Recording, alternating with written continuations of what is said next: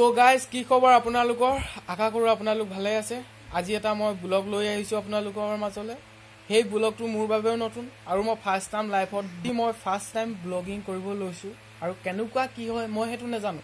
কিন্তু আপোনালোকে যাতে একদম সম্পূৰ্ণকৈ চাই আপুনি মোক কমেন্ট কৰে যে ভিডিওটো কেনেকুৱা হৈছে, কি হৈছে, কোনটো কৰিলে ভাল, কোনটো নকৰিলে বেয়া, তেনেকুৱাবোৰ যাতে মোক কমেন্টত জনায়। মই তাৰেকে কামনা কৰি এই ভিডিওটো বনাইছো।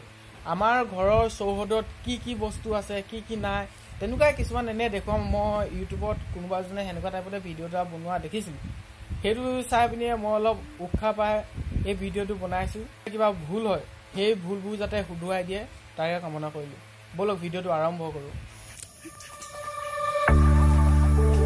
কি দেখিছে আপোনালোকে? এই কিজনী হাঁহ চৰি আছে আমাৰ পিছফালে।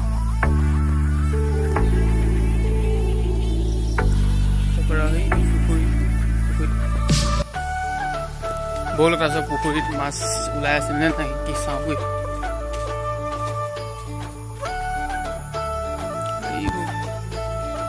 এইবোৰ দেখিছে আপোনালোকে? গোটেই মাছ ওলাই আছে। এইবোৰ শিঙৰাই হ'ব নেকি?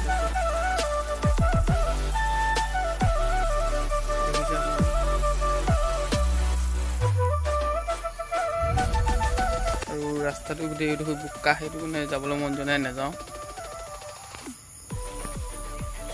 এইবোৰ কঠীয়া, তাৰপিছতে এইখিনি আকৌ দিয়া হৈছে। এইবোৰ গোটেই কঠীয়া। আমাৰ গাঁৱলীয়া অঞ্চলত আপোনাৰ এতিয়া প্ৰকৃতিৰ সৌন্দৰ্য পথাৰলৈ গ'লে দেখিব একদম পুৰা আকৌ কৰা হৈছে। এইখিনি কপাই দি কৈছে, মইতো এইবোৰ নাজানো।